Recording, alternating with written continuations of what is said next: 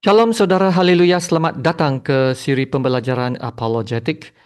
Kiranya kasih karunia dan damai sejahtera melimpahi Anda oleh pengenalan akan Allah dan akan Yesus Tuhan kita. Dalam siri bahagian ini, kita akan melihat kesahihan Alkitab. Kenapakah kita perlu menjelaskan kesahihan Alkitab? Kerana ada golongan orang yang mengatakan bahawa Alkitab kita bukanlah firman Tuhan yang benar. Dalam keseluruh siri ini, kita akan melihat dua tuduhan umum yang menyangkal kesahihan Alkitab. Tuduhan pertama mengatakan Alkitab tidak ada dalam bentuk asli. Teks asal Alkitab telah hilang dan hanya terjemahan teks yang wujud hari ini. Nah, kerana terdapat begitu banyak terjemahan, sepertinya Allah tidak mengekalkan kesucian teks Alkitab dan ia dapat diubah-ubah. Tuduhan yang kedua pula berkata, Alkitab terdiri dari campuran kata-kata ilahi dan kata-kata manusia. Jadi Alkitab bukannya 100% firman Tuhan, tetapi sudah dicampur kata-kata manusia. Dan apabila adanya campur tangan manusia, maka Alkitab Kristian terdapat banyak penyimpangan. Jadi kesimpulan dari tuduhan ini, Alkitab telah dicemarkan kesuciannya. Kita akan mengambil beberapa episod untuk menjelaskan kesahihan Alkitab. Ya, yang pertama, kita harus tahu asal usul bagaimana Injil kita ditulis. Dalam abad yang pertama, tidak ada mesin pencetak moden seperti fotokopi mesin ataupun printer, ya. Maka penulis-penulis yang awal dalam abad pertama harus membuat banyak salinan secara manual, iaitu menulis dengan tangan, dan menghasilkan banyak salinan naskah atau yang disebut manuskrip. Dalam bahasa Latinnya bermaksud ditulis dengan tangan. Para sarjana telah menganggarkan bahawa terdapat lebih daripada 5,000 manuskrip Injil dalam bahasa Yunani, iaitu bahasa asal Perjanjian Baru. Nah, selain dari itu, terdapat lebih daripada 19,000 manuskrip Injil dalam pelbagai bahasa lain. Jadi secara keseluruhan, ini bermakna terdapat lebih daripada 24,000 manuskrip Injil yang masih wujud hari ini dalam abad yang ke-21 ini. 24,000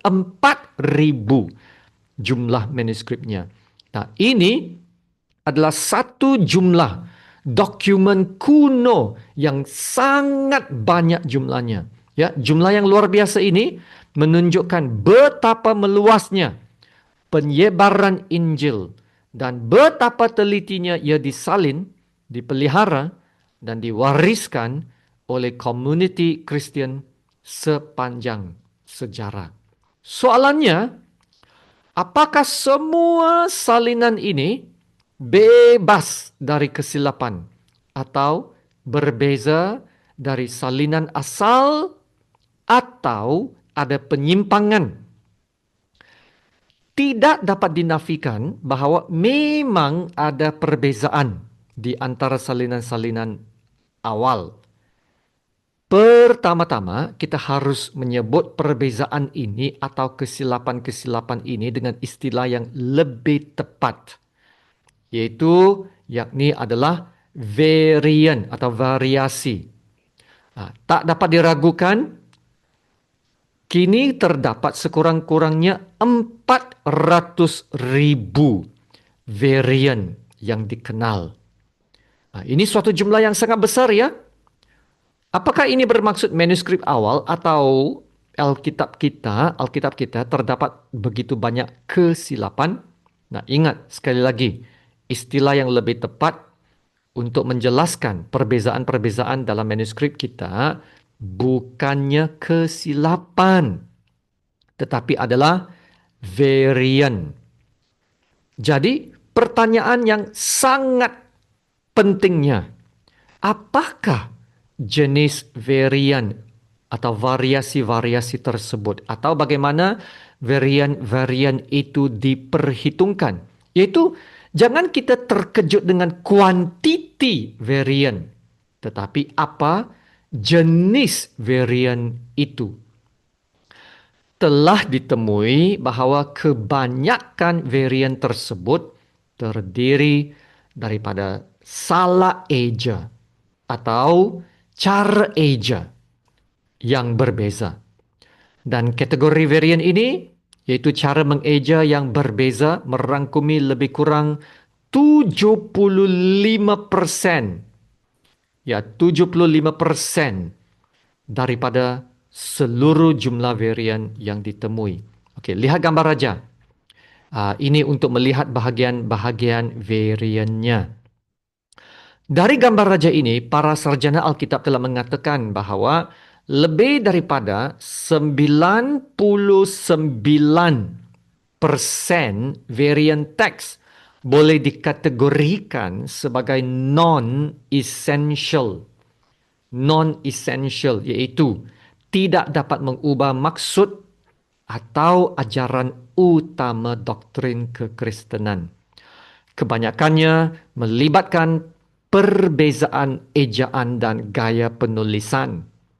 Hanya sebilangan kecil, iaitu kurang daripada 1% ini, dianggap signifikan secara teologi. Dan varian ini telah didokumentasi dengan teliti dalam kebanyakan terjemahan moden, iaitu telah diberi nota kaki ataupun footnote di dalam kebanyakan Alkitab. Norman Geisler menjelaskan, terdapat ketidakjelasan dengan menyatakan terdapat kononnya 200,000 varian dalam manuskrip Perjanjian Baru. Bila satu kata tunggal telah salah eja dalam 3,000 manuskrip yang berbeda, ini dihitung sebagai 3,000 varian atau bacaan. Sekali tata cara perhitungan ini difahami, varian penting sisanya secara mengejutkan berjumlah sedikit sahaja. Nah, menurut arti Franz pula, variasi tersebut berpunca daripada perbezaan ejaan, perbezaan kecil dalam tata bahasa, penggunaan kata sendi atau kata ganti nama yang berbeza. Dan semua ini tidak akan menggugat asas kepercayaan atau ajaran Kristen. Philip Schaff mengakui kewujudan kira-kira 150,000 varian teks dalam manuskrip Perjanjian Baru. Namun begitu, beliau menekankan bahawa hanya sebilangan kecil, sekitar 50 yang benar-benar signifikan. Dan varian tersebut langsung tidak menjejaskan doktrin asas iman Kristian. Ya, antara petikan yang sering dipertikaikan termasuklah Yohanes 7:53 sampai bab 8 ayat 11, iaitu kisah wanita yang ditangkap kerana berzina, dan penamat Markus 16 ayat 9 sampai 20, penutup panjang dalam Injil Markus ini.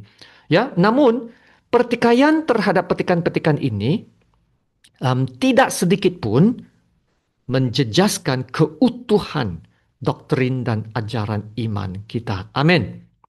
Jadi, berita yang menggembirakan adalah walaupun ada varian yang benar-benar nyata, iaitu signifikan, yang meragukan, tidak satu pun doktrin kekristenan yang tergantung walau sedikit pun pada varian tekstual mana-mana pun. Nah, ini sangat penting sehingga perlu diulang bahawa tidak ada doktrin penting Perjanjian Baru yang tergantung pada suatu satu varian pun. Amin. Jadi saudara, kita memiliki jumlah manuskrip yang begitu banyak sekali yang membolehkan para sarjana menyusun semula atau reconstruct teks asal dengan keyakinan yang sangat tinggi dan tepat. Alkitab mempunyai dasar sahih yang kukuh yang tidak dapat dipertikaikan. Dan ini menunjukkan ataupun membuktikan bahwa teks Alkitab tidak dipalsukan. Sesungguhnya kalau ada seseorang yang ingin coba membuat suatu pemalsuan, muslihat ini dapat dikesan dengan mudah saja. Cubalah fikirkan satu senario di mana seorang pemilik bank yang kaya di Asia Tenggara telah menulis surat wasiatnya yang menghuraikan bagaimanakah harta bendanya akan dibahagikan selepas 50 tahun yang akan datang. Nah, orang kaya ini mempunyai 5 orang anak dan setiap satu daripada mereka telah menyalin satu salinan surat wasiat tersebut masing-masing ya. Dan setiap satu di antara mereka telah membawa salinan surat masing-masing semasa berhijrah ke 5 tempat yang berlainan di dunia. Nah, setiap anak orang kaya tersebut mempunyai 5 orang anak masing-masing.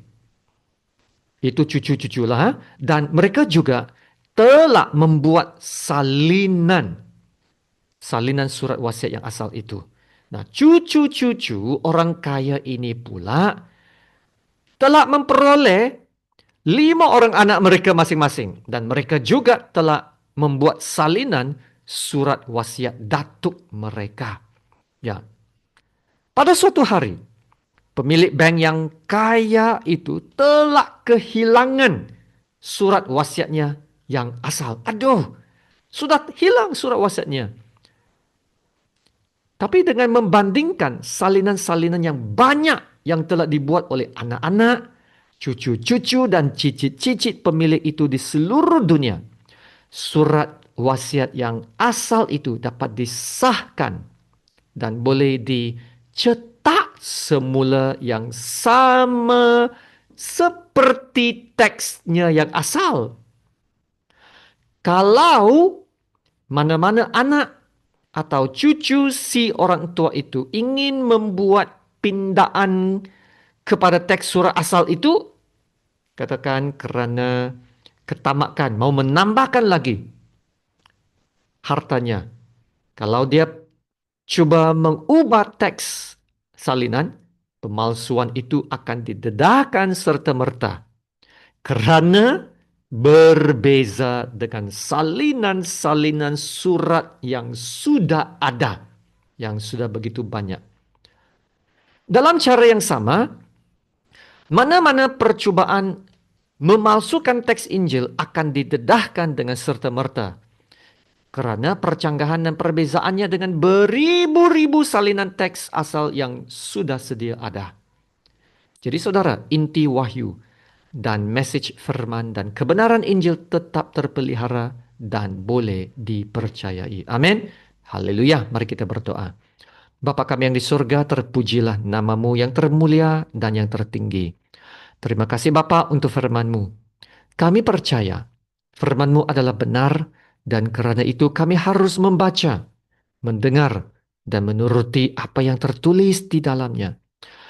Kerana firman-Mu mengatakan dalam Wahyu 1 ayat yang ketiga, berbahagialah orang yang membaca dan mereka yang mendengarkan kata-kata nubuat ini dan yang menuruti apa yang tertulis di dalamnya, kerana waktunya sudah dekat. Ya Tuhan Bapa, jadikan kami pendengar dan pelaku firman-Mu yang taat. Haleluya. Terima kasih Bapa. Dalam nama Tuhan Yesus yang termulia, kami berdoa dan ucap syukur. Amin.